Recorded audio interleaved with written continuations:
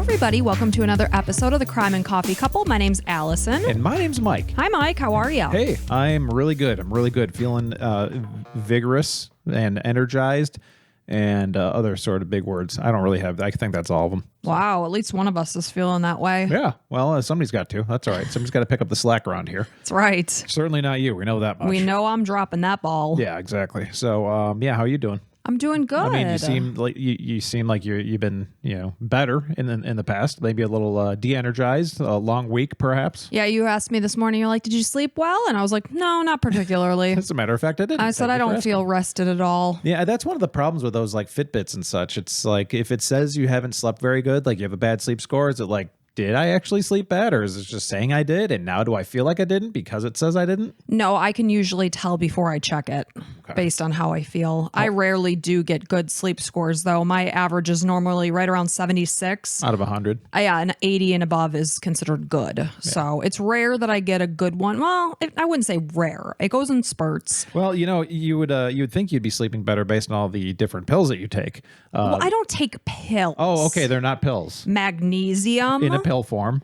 Ashwagandha. In pill form. Well, yeah. Sorry, capsule. Vitamin D3. Pill. Yes. So they're not, I'm not saying prescription drugs. I'm saying pills. And every single night you've got an AM and a PM. Like there was a meme that came and it's like, if any of these things hit, then you're definitely over 40. It's like AM and PM pills and blah, blah, blah. They're all vitamins. And our daughter always jokes. She's like, my mom loves pills. I'm like, yeah, you should tell your teachers that. Yeah, she's like, if I had to draw a picture of you, I'd draw mommy with her pills and always taking her drinks from her Stanley Cup. Oh, Lord. Yeah. So you guys should be very happy to know that I was thinking about coming onto the show today with no shirt on. I was going to be shirtless, and unfortunately, you shot me down. I rifled you down. Yeah, I know our friends till death do us part. Daniel, likes to walk around the house shirtless. I've been doing that a little bit more recently, but I'm not as good looking as that guy. So, I'm going to keep my shirt on. I don't know if a lot of our listeners know, but I am probably in the top 10% of hairiest individuals. Yeah, we want to get listeners, not push them away. That is our goal. I am who I am. I'm not, I'm sorry. You can be who you are with a shirt on. Right. And that's what I'm doing today. So you're welcome. Yeah. Folks. Mike was getting ready because he was transitioning, it's evening time from work to podcast, which is also work. But, he had a change and he comes out and I ask him a million times when we're ready to record. Are you ready? He's like, does it look like I'm ready? Like you're asking me I have no shirt on. Yeah, that's a ridiculous question. Sometimes you just ask questions and I just don't even answer because you already know the answer. You're already asking. That's me telling you, get the hell ready. And you're getting your nails done and you formed something that like wasn't even a question, but you put a question mark after it. No, it was a question. No, it kind of wasn't. I had tinfoil wrapped around my fingers, so I was trying to do the best that I could with what I had. And you should know what I mean. Yeah, so we're going to record our podcast when I get home from my nails? Question mark? Yeah, that's a question. And I said, I'm Ron Burgundy? And I said... And then you said, just answer the dang question, man. So... Did you like that when you said that? I thought I was pretty clever. I mean, it's just saying man, but it is cute. And I want our listeners to know, because I know our bonus, our subscribers are aware of this, but I just wanted to give you all peace of mind that if you did listen to last week's episode, we have washed our bedding. I repeat, our bedding is officially clean. Yeah. So if that was in your list of worries, take it out. And what's cool, what's really neat, laying in bed and kind of scrolling through social media and reading about bed bugs as you're falling asleep. No. Yeah, somebody found like a huge bed bug in their bed. And a huge bed bug? Aren't they small? Well, yeah, normally, but it was like filled with blood. So it was like sizable. Like the size of a pinky nail, I would say. And it was big and fat and filled with blood. Pinky nail? Well, maybe not like that fat, but like that long, I guess. So you could like definitely see it. You know how like it's really hard to see the really small ones? Yeah. So I was laying there. Well, no, I don't. Thank God. I've never actually seen a bed bug. So I'm sorry for everybody there at home. I know, and I will be instantly. You feel that little itch on the back of your it back. will. And the itchiness for me, because I work in the hospital. I know all of you probably know, but if you've been listening, but we'll have patients that come in with lice or bed bugs, and we talk about it because you have to like protect yourself when you go in there. And then I swear for probably about an hour, hour and a half, I'm itchy, legitimately itchy. You just feel bugs and spiders all over you. It's no good. Ooh, okay. Yeah, so at least we're in a safe space. All of us right now listening to this are in a safe space, hopefully. Did you feel itchy laying in bed? Oh yeah, I did. I guess that was the point of my story. I was feeling itchy, and yeah, all good now. I don't think we have bed bugs. You washed them, so that was my part of my worry. Like if we don't wash it very often, are we gonna have bed bugs? Because I travel for work sometimes. And If who we knows? have bed bugs, I'm just torching this house. Yeah, I like think that's you a good talked idea. about torching the house last week. If you didn't want to clean the bathroom after I die, I'm just gonna torch it if we ever have bed bugs. I think it's safe. That way they're gone. Sometimes somebody said that tick infestations are really hard to get rid of. We had fleas. Like nearly impossible. Yeah, our cats brought fleas in Years ago. years and years ago. Oh my gosh, that was so hard to get rid of. We did everything and nothing worked until our vet prescribed them all a pill to just like kill the colony. Yeah, it sounds like that pill's pretty I mean, bad. what a nightmare. Yeah, it was bad. And you're like the cleanest person I know, and none of these things are because of No, it's not cleanliness. about cleanliness. But like you were like going crazy because like sometimes you'd be sitting there watching TV and a thing would pop on your My foot arm. or your leg or something for me. Oh no, I'm sorry. I'm not sitting in my house with a bug crawling on me. Thanks right. a lot. Now I'm itchy. Okay, I'm let's- totally itchy. let's get out change of the this. subject. We want people to listen. Right. And right now we're driving people away actively. I apologize. And just so if you love this kind of talk of bugs and things, shirtless men with hairy backs and shoulders, Then we're the ones for you. yeah, definitely become a patron. Go ahead on over to Apple subscriptions or Spotify. Leave us a 5-star review. We've got Apple subscribers. We've got Patreon. You get an extra whatever episode a week. Go take a look. Check Yes. it out. And you can also get a free trial on Apple subscriptions. So go check that out too. You get like 3 days free. Binge all you want. Absolutely. Binge all you want. We'll make more. On that note, are you ready to get going? I am. All right. So this episode I've actually had in the works for many, many, many months, but I'm finally now presenting it.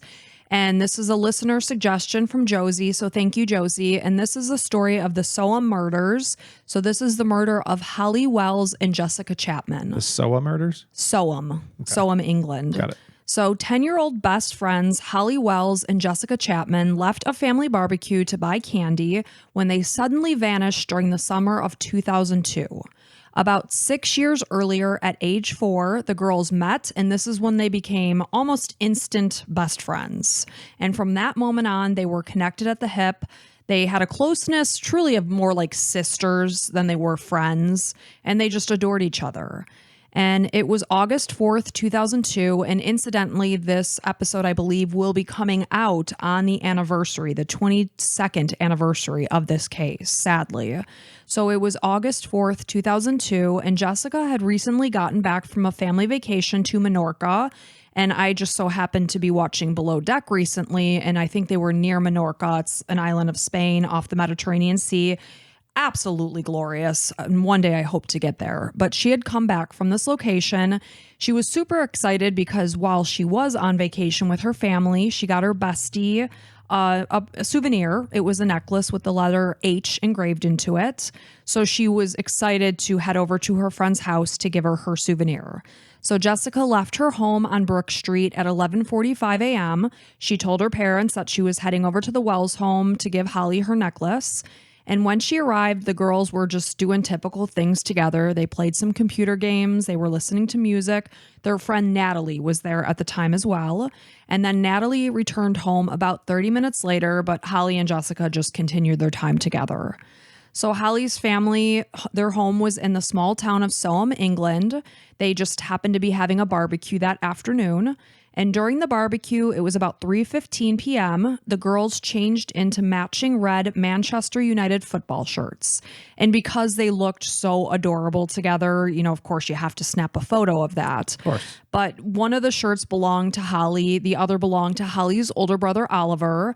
So a little after 5 p.m., Holly's mom took a photo of the girls. They were wearing their cute, adorable matching shirts together. And just sadly, this just so happened to serve as a very memorable image that was used in this case after they go missing. And if you Google this case, you will see that picture right away. So after the girls ate dinner with the guests, they went upstairs to play again at about 6:10 p.m. So at about 6:15, Holly and Jessica, being kids, they talked and they wanted some candy. So they left the house to head to a local vending machine, but they never told anyone that they were going, likely just assuming that they would be back before anyone even noticed that they were gone. So at approximately 8 p.m. that evening, close to 2 hours later after they left, Holly's mother went to Jessica's bedroom. So she was basically calling the girls down so that they could say goodbye to the other guests. And it was at this point that she realized that they weren't there. So Holly's family expected her home right around this time at about 8:30. That was her curfew. So just minutes after 8:30, Nicola Wells, called the Chapman house. She was checking on her daughter's whereabouts. And this is when she learned that both girls were missing. Holly and Jessica's parents reported them missing to the police at 9:55 p.m. that night. I'm assuming, once they realized they were gone, they started just looking around, hoping they were just innocently playing outside or something. Sure. So finally at 9:55, they did call the police. So police in England immediately jumped into action, and an all-hands-on-deck search began for Holly and Jessica by midnight. More than 400 officers were assigned to search for the girls full-time. They also assembled, a volunteer team of people to help search as well. So a lot of people were looking for them. So over the next 2 weeks, the search intensified and became one of the most widespread and publicized in British history. The photo of the girls wearing their matching jerseys that had been taken only hours before they vanished was released by the Cambridgeshire police. And it's so sad to me because it's just this innocent thing, like a Sunday barbecue or whatever day of the week it was. And they put on these cute shirts and you snap this photo, never in a million years thinking that this would be the photo of their disappearance. Yeah, if you're like me, it's like, man, this is what life is all about. I got these two awesome girls. They're best friends. You couldn't ask for anything more. They got good families, and we're just enjoying some food together. This is what life is all about. Right. And little do you know that this is the last time you're going to see them. In an instant, everything just changed. So their grinning faces were shown on the local news media to bring attention to the case. Physical descriptions were released to the media, and the girls were described as white, about 4'6" tall, with slim builds. Jessica had tan skin with shoulder-length brown hair, while Holly was in a fair complexion. She had blonde hair. Both girls were said to be wary of talking to strangers, having been warned to not trust people that they didn't know. On August 8th, CCTV footage of the girls, which had been recorded only minutes before their disappearance, was released to the public. It depicted them arriving at the local sports center. So this is where the vending machine was that they planned to get their candy. And that was at 6:28 p.m. that they were seen there. So 2 days later, a televised reconstruction of the girls' last known movements were broadcast nationally. And the Chapman and Wells families also participated in interviews to appeal for the safe return of their daughters. More than 2,000 tips ended up coming in to police from the public, after this was broadcast.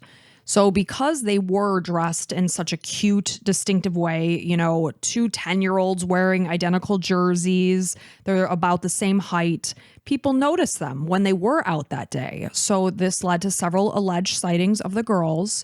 One man in particular recalled seeing Holly and Jessica because when he did, he turned to his wife and said, "Look, there's two little Beckhams over there." So, that's why they know for sure about the path that they went. So another man, this was 28-year-old Ian Huntley. He came forward and told investigators that he had seen the girls shortly before they disappeared. He indicated that he had a brief conversation with both girls on his doorstep. He told investigators that the two girls asked if his girlfriend, who was their assistant teacher, so they knew her, had gotten her permanent teaching position that she had applied for.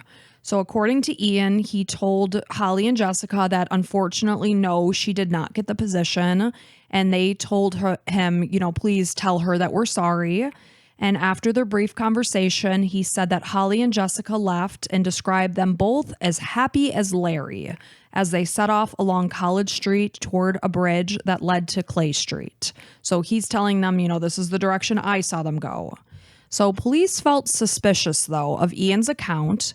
and a single officer conducted a search of his home just to rule it out because truly he could potentially be one of the last people to have seen them alive. Well, yeah, and it'd be horrible not to at least look a little bit. Exactly. So they searched his home on August 5th, and this was one day after they vanished, in order to just eliminate him as a suspect. There were no incriminating evidence that was found, but the officer did find it strange that the clothing was hanging outside on the line, despite the fact that it had been raining. You know, you wouldn't typically see that. You would bring the clothes in if you knew it was going to rain. It's a very perceptive cop. Yes. So the officer also noted the extensive cleaning of the home's interior, and Huntley remarked, "Excuse the dining room, we had a flood." So he was basically explaining it away, that there was a flood and that's why it was as clean as it was. Okay. The officer found his demeanor to be suspicious. He seemed a little agitated, probably a little nervous during their conversation. So despite the fact that he did not see anything necessarily incriminating in the house, Ian did remain a strong suspect at that point. The next day, it was August 6th, and Ian drove from Soham to Grimsby in order to pick up his girlfriend. This is Maxine Carr. This is the woman that was their assistant teacher, the girls. So she had been visiting at her family's home. A neighbor of Maxine's mother noticed the couple standing by the rear of the car with the trunk open. The neighbor said that Ian was looking thin in appearance, he was pale, and he seemed to be shaking as he was looking into the trunk for several moments as Maxine stood next to him. And she said that her head was bowed and she seemed to be weeping, according to what, this brief moment of time that she observed this. So when the woman opened her gate, it just so happened to make like a squeaking noise. So the couple turned in her direction, and Ian immediately slammed the trunk shut once he realized that somebody was there to see them standing there. She asked, "Is everything okay?" And Ian just abruptly answered yes and promptly went inside the house. So Ian had involved himself very deeply in the search for the girls and told both the police and the media that he had seen Holly and Jessica walking in the direction of the local library. In one case, PA media reporter Brian Farmer interviewed both Ian and Maxine at their home, and he actually felt so suspicious about the both of them that he went to police with his concerns. He said that Ian spoke to the girls while he was washing his dog outside his home, and when the girls stopped to speak with him, they made no comment about the dog that he was bathing. And Farmer just thought that this was a small but very odd detail because he couldn't believe that two little girls wouldn't make some sort of comment about the dog. Like, "Oh, your dog's so cute." Right. Little kids love dogs. Sure. So that's usually the main reason they're stopping to see anything. Exactly. Like our daughter wouldn't even recognize the human. They'd be like, she would just see the dog animal. or cat. Yeah. So it was kind of perceptive of this reporter to notice that and to ask it. Did they comment about the dog? No, they didn't. And he was like, that just seems strange to me. So Farmer found this very odd detail, and he just couldn't believe again that was the case. So he also found it strange when he asked Maxine a question about stranger danger. And rather than Maxine answering the question, Ian jumped in to answer, despite the fact that he did not really know the girls. It was Maxine that knew the girls because she was their assistant teacher. Maxine was just asked about how the girls could potentially react if a stranger did happen to approach them. And again, it was Ian who jumped in to say that Holly would likely get in the car and quietly go, but Jessica wouldn't. He elaborated that she would put up a real fight and a real struggle. What the hell? Like, what? Do you even know these girls at all? I don't think he knew them. Has he ever seen them before? Not to my knowledge. So how would he answer this? Weird. Yeah. So immediately, this is the worst part red so far. flags are just flying. Wow. So the reporter recalled how Ian was both agitated, kind of like the police officer noted as well, and very emotional during the interview. And he wondered how could this guy possibly know how they would react in a situation that involved strangers? Right. So by the second week of Holly and Jessica's disappearances, Ian became basically an unofficial spokesperson for the community of Soham. He indicated that he wanted to convey to the media the frustration and despair that the community was feeling by the girls' disappearances. In one interview, he told the reporter that he was holding on to a glimmer of hope that the girls were still alive. He also continued to contact the police to check in on the status of the investigation. Maxine Carr was also interviewed by the media during the second week of the investigation. She corroborated everything that her boyfriend was saying and said, yeah, he spoke with them on the doorstep and then they headed out toward the library. She added that at the time that he was talking with the girls, she just so happened to be in the bath and said, I only wish we had just asked them where they were going. If only we knew then what we know now, then we could have stopped them or done something about it. So while discussing their personalities, Maxine described Holly as a more feminine of the two and elaborated that Jessica was more of a tomboy. She said that on one occasion she was joking with Jessica while they were at school together that she did rarely wear a skirt, unlike her friend. And Jessica remarked, well, if you ever get married and I'm a bridesmaid, I will happily wear a dress. And Maxine showed the reporter a thank you card that Holly had given her on the last day of school and said, she was just lovely, really lovely. She went on to make a direct appeal to the children and said, just get on the phone and just come home. Or if somebody's got them, just let them go. It was not lost on some people that watched that, interview that she had referred to Holly in the past tense when she mentioned that she was a lovely girl. And I've heard that before in cases when you're talking about somebody that you don't know if they're alive or not anymore, and you're suddenly referring about them in the past tense. Yeah. So, I mean, it's hard to say. Like, just like this Ian guy, maybe he was the last person that saw them. So he felt like definitely, one of the people responsible and that he could have found them, and then Maxine, maybe she's just like assuming that they're gone because after 48 hours, things look really bad, right? I don't know. I always try to hope for the best, but yeah, we've seen this a couple times. Yeah. So during the second week of the search, Ian was showing signs of weight loss. So he was noticeably like slimmer, probably not sleeping. He indicated, well, here we go, that he was dealing with insomnia. He participated in searching for Holly and Jessica. He frequently, like I said, touched base with the police to see, is there any progress? So, he was very, very invested in this case. He also asked odd questions such as how long does DNA evidence survive before it's deteriorating? He's trying to frame it as he's hoping to find this DNA evidence before it's too late. But at the same time, he's like, how long does it take for me to get rid of it? Right. So one of the officers also noticed 3 vertical scratches on Ian's left jaw that measured about 1.2 inches, which, of course, when he was asked about it, he said, oh, it was from my dog. So he and Maxine were first questioned on August 16th, 2002. This is 12 days after the girls went missing. Investigators spoke with the pair for more than 7 hours that day. To one officer, Ian said, "You think I've done it? I was the last person to see them." He began to weep at that point, and officers were aware that his behavior was very erratic and he was very distressed to the point that he had actually been prescribed antidepressants on August 13th. So, I can totally imagine if I lived in this small town and 2 adorable 10-year-old girls went missing, that it would truly break my heart.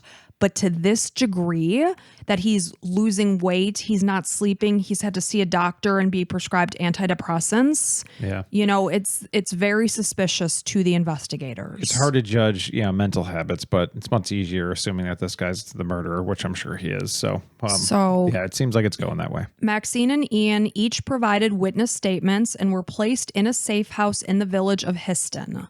By this point, police had received information from several Grimsby residents who recognized Ian from the televised interviews he was doing because, again, he was basically the unofficial spokesperson of this case.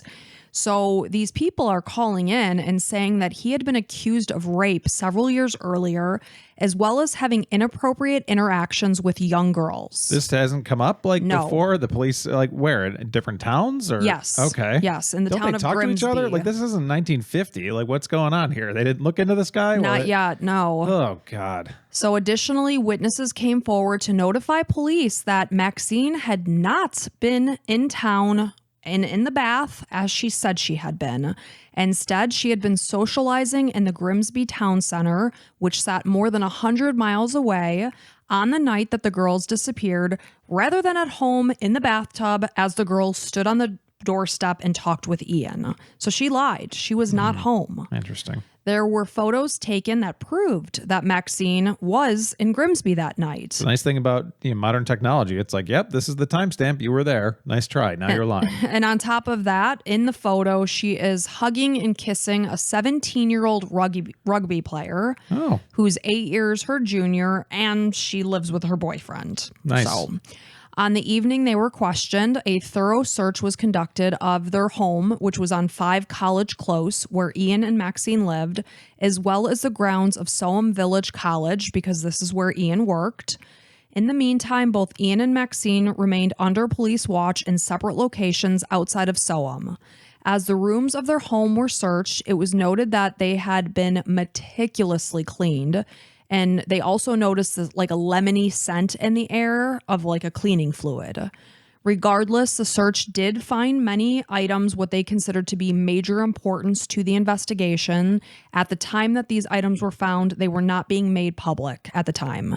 So the items recovered from the school grounds, again, this is like massive, included the clothing that Holly and Jessica had been wearing on the night that they headed out from the barbecue for a quick little jaunt over to grab some candy from a vending machine. So all the clothing they were wearing. Their Manchester shirts were in this garbage on the grounds of the school where he worked. Okay. And on top of that, they were charred and they were cut up. And this was found in a garbage can in a hangar at Ian's place of work. Wow. Fibers from the clothing were a match to the samples that were taken from Ian's body and clothing, as well as from his home.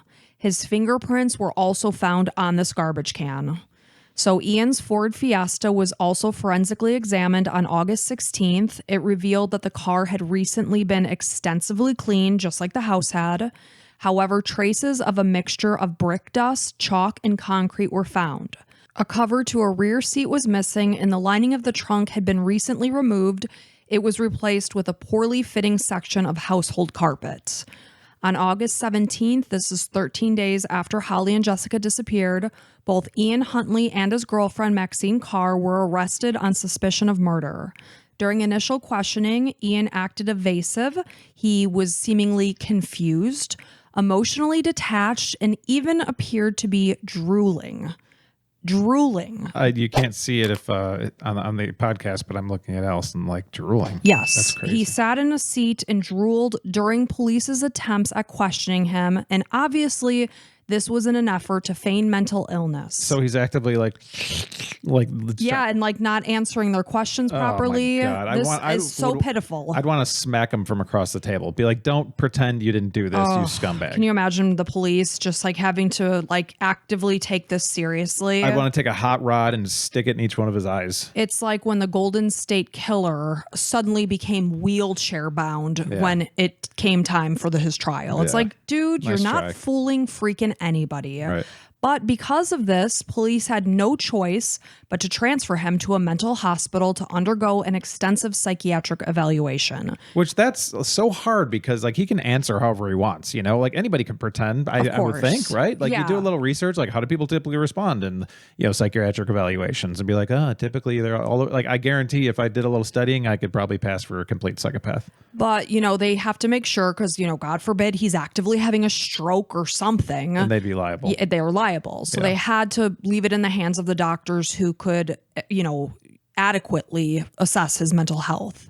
So Maxine, on the other hand, ended up being an open book. She quickly confessed to detectives that she had indeed lied about her whereabouts. But of course, there was no getting around that. There was photographic evidence that she had been in town 100 miles away from her home. Yeah, let's not give her a medal. Yeah. She was caught. So, she had admitted, yes, I was not actually at home when Holly and Jessica went missing. She said that Ian had told her that the missing girls came to their house before they vanished. He said that they came inside because Holly had a nosebleed. So this is suddenly changing because according to his previous accounts, first he had mentioned that he was on the doorstep talking to them, and other recounts said that he was actively bathing his dog outside. So in this case, they actively came into the house. He said that they came inside because Holly had come to the door with a nosebleed. So he was concerned and he wanted to help her. So he's been trying to think, how can I explain if they find blood of Yes. theirs in our house? Yes.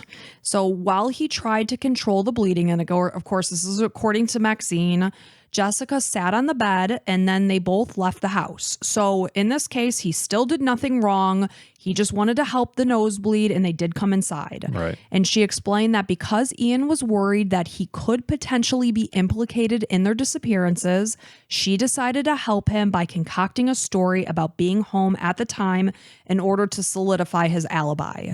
She indicated that she lied because she had been pushed into a corner, is what she said exactly. Still guilty. Still guilty. At approximately 12:30 p.m. on August 17th, this is 13 days after Holly and Jessica went missing. Sadly, their remains were found by a man named Keith Pryor. Oh, that sucks. So sad. And obviously, when detectives found the girls' charged clothing and it was cut up and it was in a garbage can, they didn't expect that this was obviously going to end well. Yeah. The girls were lying side by side in a 5-foot deep irrigation ditch about 10 miles from where they went missing in Soham.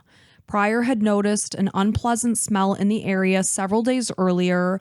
He then came back to the area with 2 friends and decided to investigate it further. The killer had tried to burn both bodies in an apparent effort to destroy evidence. There were no clear footprints found at the area of the crime scene.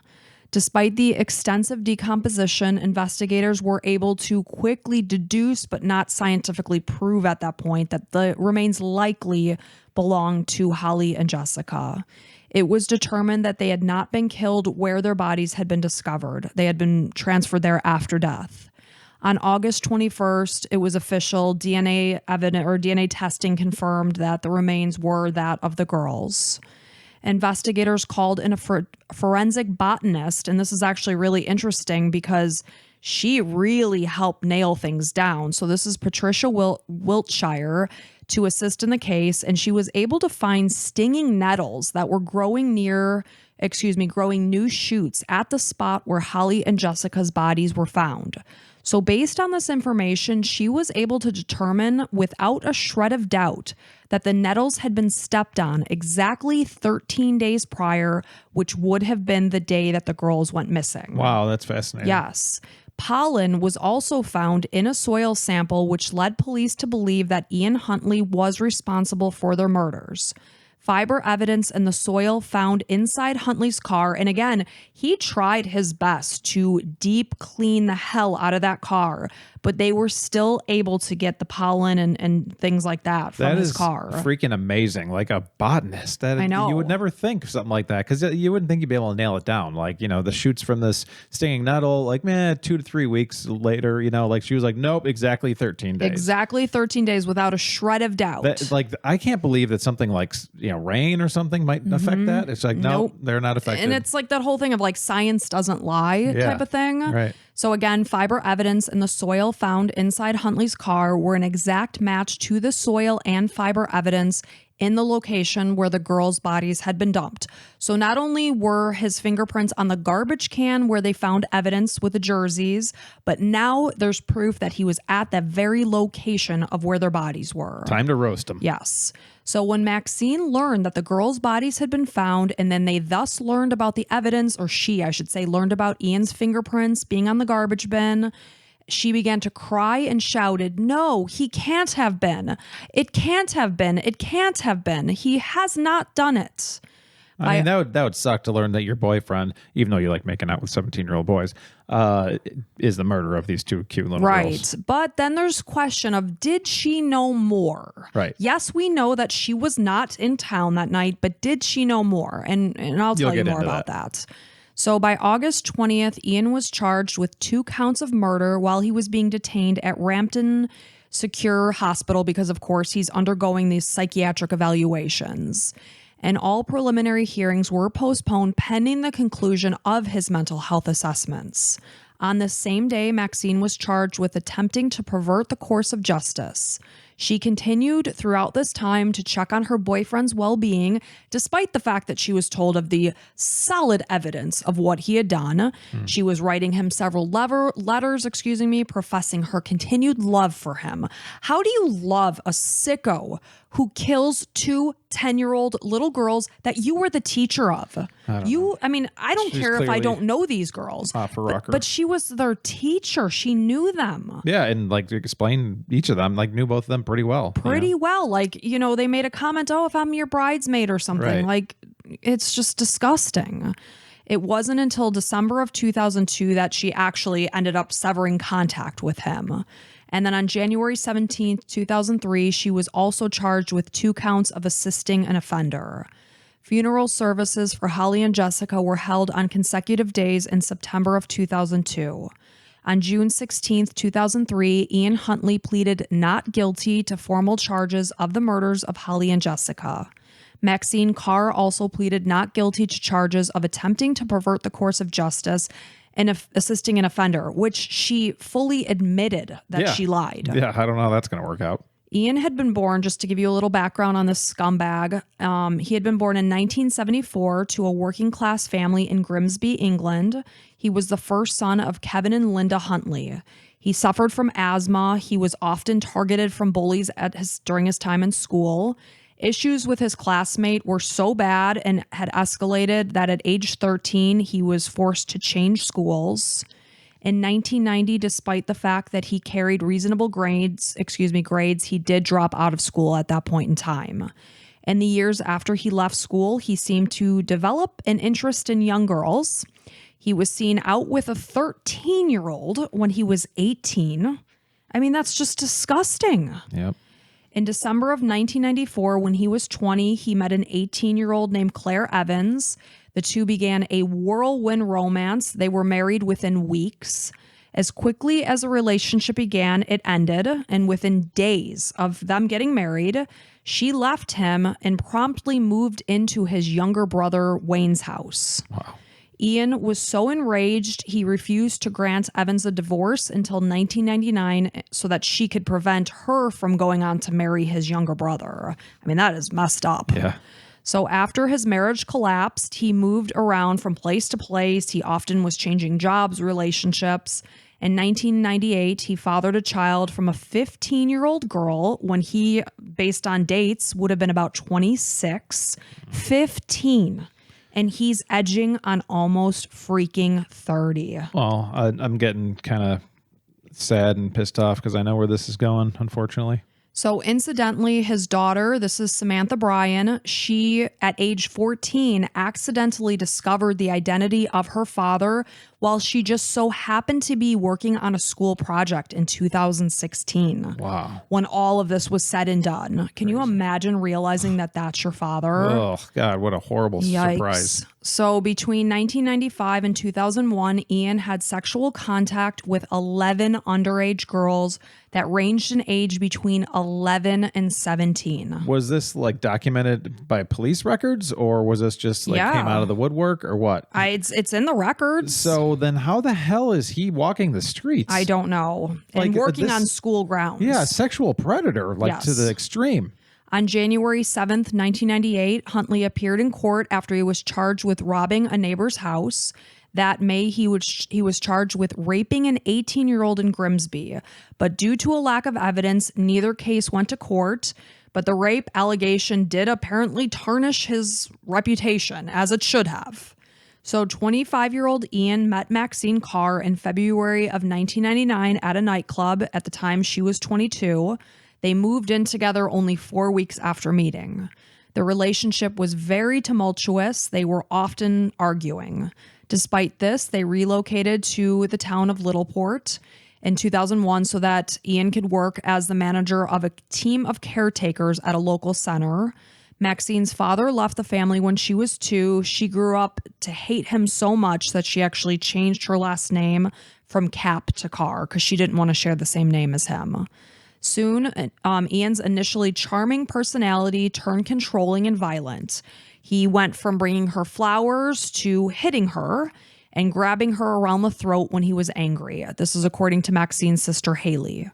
In September of 2001, Ian applied for the position where he was working at the time that Holly and Jessica disappeared, while Maxine was a teaching assistant at St. Andrew's Primary School where the girls attended. Ian had been working as the caretaker at Soham Village College with students. In September of 2001, despite the fact that he had a history of sexual contact with minors. I don't know how that happens. Obviously, no background checks at that time. Well, it was later revealed that the school's principal admitted that he never did check his references or his background. Yeah, Which, well, when you're working at a school with students, people are sending their kids to college hoping that they're going to be safe, and you have an active sexual predator employed on the grounds. I hope some parents sued the hell out of that school. I mean, something has to change there. Yeah. So on the evening, Holly and Jessica set out from the barbecue for candy. Maxine Carr, who the girls knew from school, was away visiting her relatives in Grimsby. As Holly and Jessica walked past Ian's home in the village that Sunday evening in August, on their way back home, because of course we know they did make it to the sports center, they got their candy.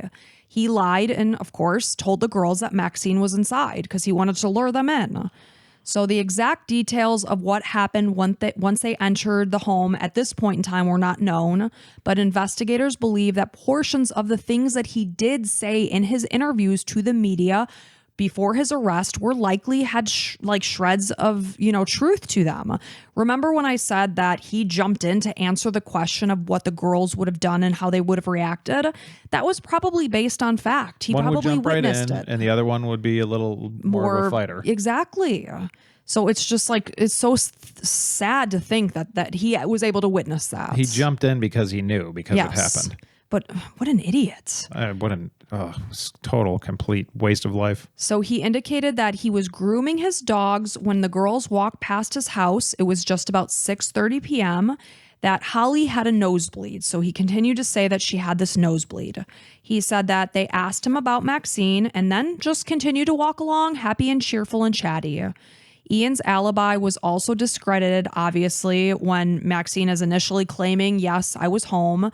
And then, obviously the police are learning the truth. So all of that is gone. There's no alibi there. So what he did, we might not ever know. Right. In press photos, police noticed that Ian's car had new tires. And when the old ones, they did track them down, forensic evidence was discovered that linked the car to the area where the girls' bodies was found. The pollen found on both his tires and his shoes were an exact match to what was on the path he would have taken to get to this ditch where he ultimately disposed of their bodies. Despite the fact that he tried to dispose of their clothing by burning it in a garbage bin back at the school, pollen grains and spores remained on these items of clothing.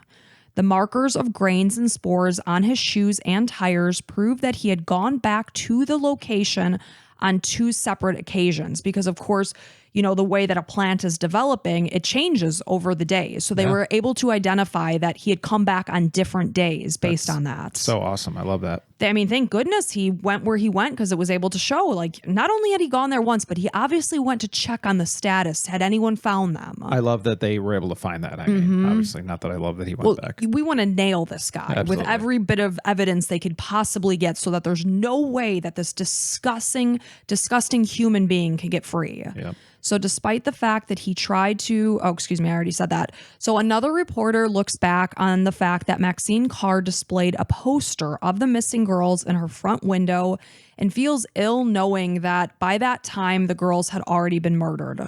The couple clearly placed themselves in the spotlight, trying to present themselves as helpful members of the community, but instead it only shone a light on them and made them suspicious. Right. The police were seeing this, and it reminded me of another case that we did where one of the murderer was constantly talking to reporters. Mm-hmm. So police and prosecutors weren't able to establish a motive as to why he would have done this, but the case was solid enough that it really didn't matter why. It was said that minutes before encountering Holly and Jessica, Ian had an argument on the phone with Maxine. And, I guess they were fighting about the fact that he suspected that she was having an affair, which now we know based on the photos that night. Mm-hmm. Yes, indeed, she was. But some believe that he killed the girls in a fit of jealous rage based on the fact that he likely had just hung up the phone after being angry. And after the girls entered his home, he murdered them, and then he used his car to transport their bodies to this location where he ultimately dumped them in this ditch about 20 miles away. And while he was at this area, this is just so hard to even say that, he set their bodies on fire, hoping to erase evidence, and thankfully the evidence remained. Coroner David Morris indicated that the remains were partially skeletonized, so a definitive cause of death truly could not be determined, but the most likely cause, based on the things that he found or didn't find, I should say, was asphyxiation, because there was no obvious trauma on their bodies. So it was assumed that, he's probably strangled them.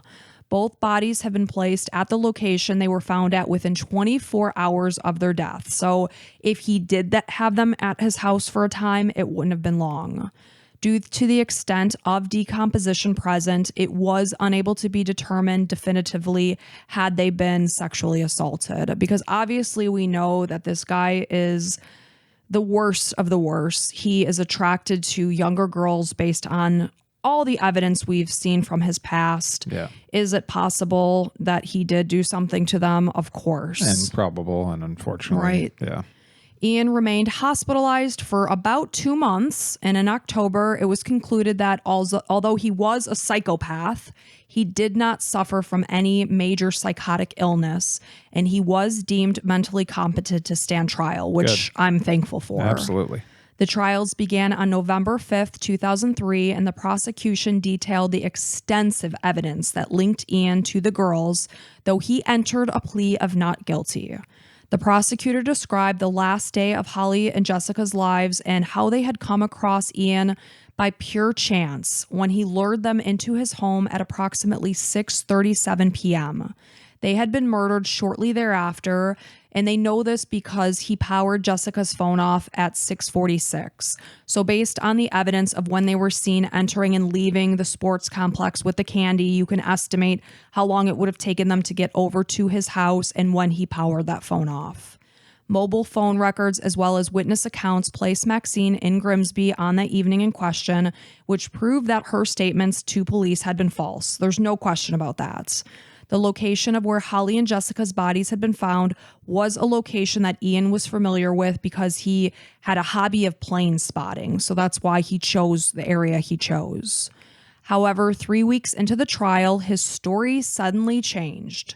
He admitted that the girls had indeed died in his home, but he claimed that both deaths were accidental. And this is just ridiculous. Like, people sitting there like, what are you talking about, you just idiot? Ridiculous. Yeah.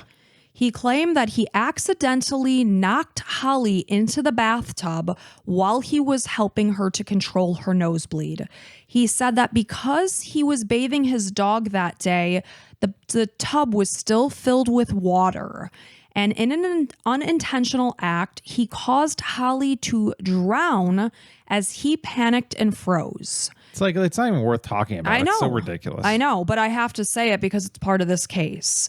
He said that Jessica began to scream as a result of what happened to her friend, and she screamed out, "You pushed her." When he attempted to quiet her, he said that he accidentally suffocated her. And because he was preoccupied by quieting Jessica, Holly managed to drown in the bathtub. Right. On cross-examination, the prosecution described his latest version of events as rubbish, and I would agree with that. Absolutely. He indicated that he was in such a state of panic that his first coherent memory, and I just love it how all these scumbags suddenly have amnesia. Yeah. His first coherent memory was him sitting on a vomit-stained landing near Jessica's body, and by that time, it was too late to save either girl.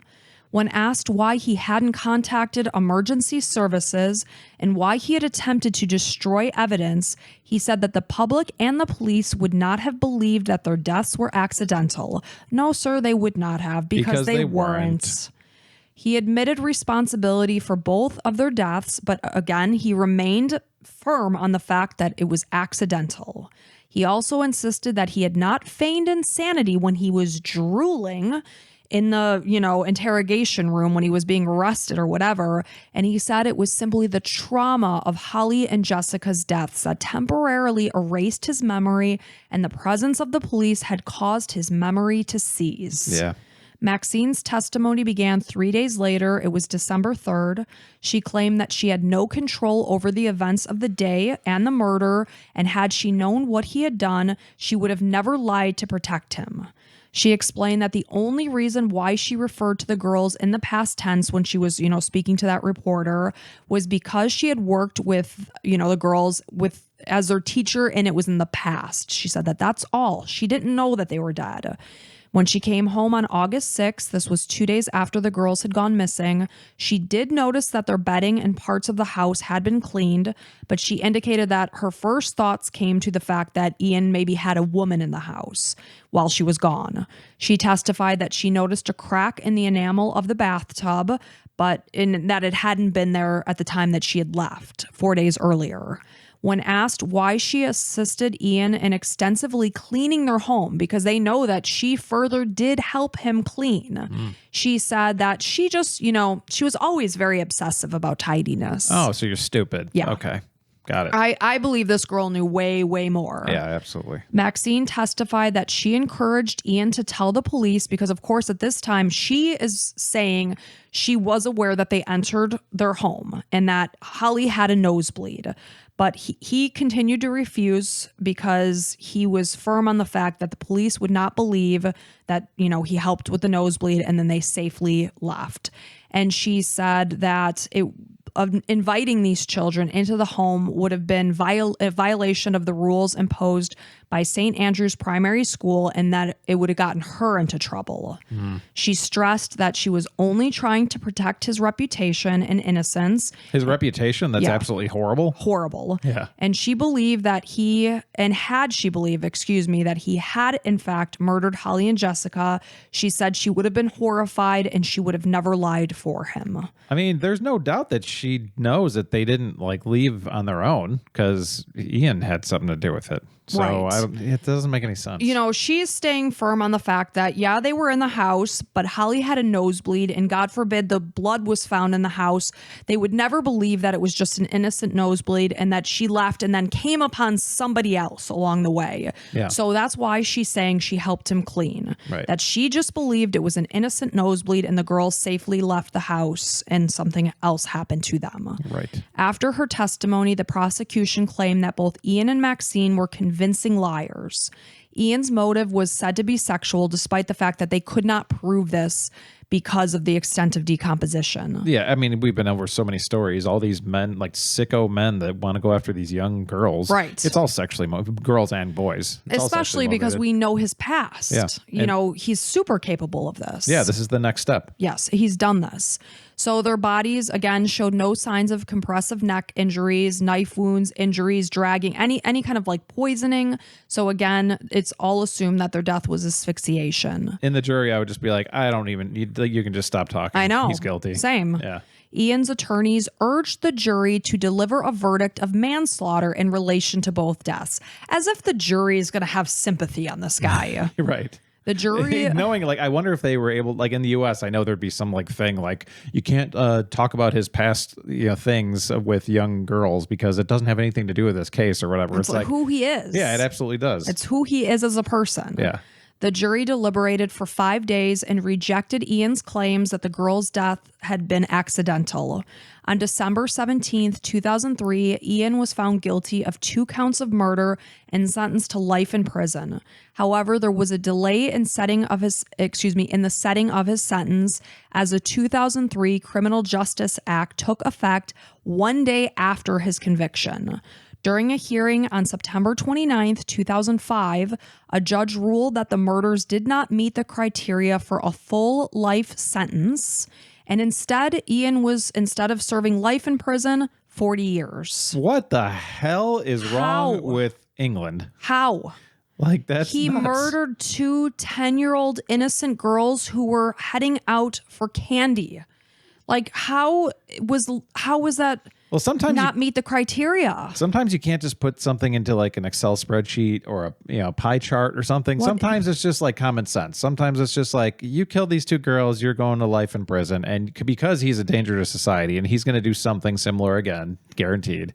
I mean, only if he's like 95. Hopefully he dies in prison and we don't have to worry about it. I just wonder what the criteria for a full life sentence would be. If murdering two 10-year-old girls isn't it, what is it? I'll bet you like some sexual stuff involved that but we couldn't prove it, you know? Right. But it had to be proven and whatever. It's like, it's just because there's not that checklist. Like, we all know what happened, right? So we all know what happened. Put him away. Yeah. Because he had been attacked by another inmate at Belmarsh Prison. Yes. He was scalded with hot water. Good. He was not actually present at his sentencing hearing. Oh, awesome. Maxine pleaded guilty to the charge of perverting the course of justice and not guilty to assisting an offender because, again, I don't know how. She's saying, she didn't know he was guilty at the time that she scoured the house with her lemony-ass cleaner. Give her 30 years.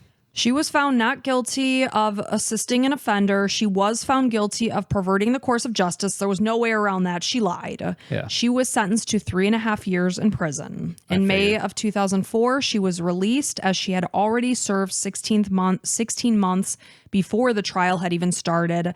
She ended up serving a pitiful 21 months.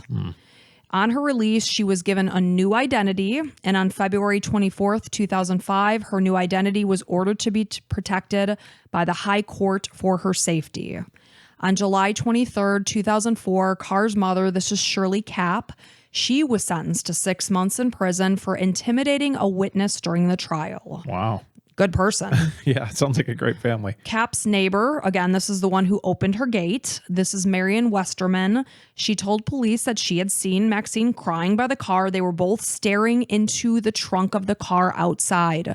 Why would she have been crying, looking into that trunk, if she only thought that the girls went in the house and Holly had a nosebleed and they left happily as what do they say? Happy as a Larry? Yeah. Is that how he described them? Yep. Why would she be looking into the trunk of the car and crying? That's why I know she knew. She knew he was responsible. She deserves way more went than 3 home years. and cleaned that house, and I guarantee you she knew those girls were gone. How could you be a teacher and like take part in murdering 2 little girls? Like, maybe she didn't put her hands on them, but like, No, we know she didn't. by covering it up, you covered essentially murdered them. You tried to protect a murderer of Yeah. 2 girls that you had a close relationship with.